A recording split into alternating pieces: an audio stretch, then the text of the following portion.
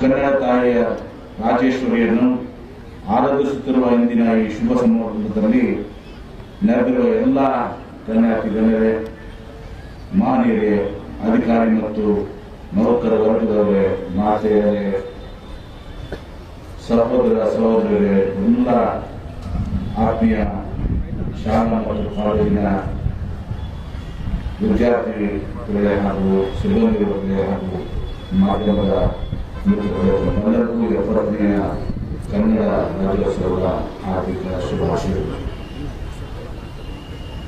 ವಿಜಯಪುರ ಜಿಲ್ಲೆಯಲ್ಲಿ ವಚನ ಸಾಹಿತ್ಯ, ದಾಸ ಸಾಹಿತ್ಯ, ಜನಪದ ಸಾಹಿತ್ಯ, ಶರಣ ಸಾಹಿತ್ಯ ಮತ್ತು ಸೂಫಿ ಸಾಹಿತ್ಯಗಳ ಮೂಲಕ ಕನ್ನಡ ತಾಯಿ ಸೇವೆಗಿರುವ ಬಸವಾದಿ ಪ್ರಮುಖರಿಗೆ, ಕಾಯಕ ಯೋಗಿ ಶರಣರಿಗೆ, ಸೂಫಿ ಸಂತರಿಗೆ, ದಾಸರಿಗೆ, ದಾರ್ಶನಿಕರಿಗೆ ಈ ವೇದಿಕೆಯ ಮೂಲಕ ಗೌರವ ನಮನಗಳನ್ನು ಅರ್ಪಿಸುತ್ತೇನೆ.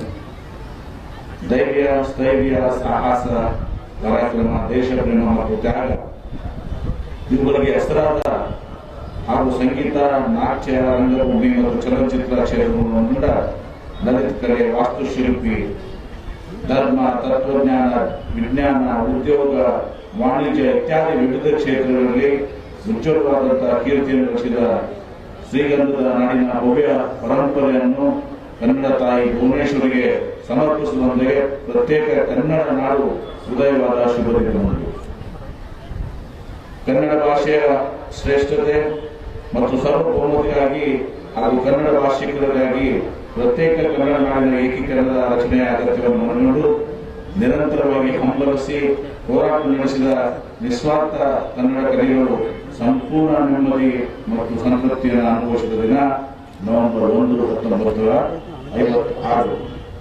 ಮೈಸೂರು ರಾಜ್ಯ ಎಂಬ ನಾಮಕರಣದೊಂದಿಗೆ ಮುಂಬೈ, ಹೈದರಾಬಾದ್, ಮದ್ರಾಸ್ ಪ್ರಾಂತ್ಯಗಳಿಗೆ ಹರಿದು ಹಂಚಿ ಹೋಗಿದ್ದ ಜಿಲ್ಲೆಯನ್ನು ಒಂದುಗೂಡಿಸಿ ಕನ್ನಡ ನಾಡು ನುಡಿಯ ಏಕೀಕೃತವಾದ ಕನ್ನಡ ರಾಜ್ಯವು ಅಸ್ತಿತ್ವಕ್ಕೆ ಬಂದಿತು.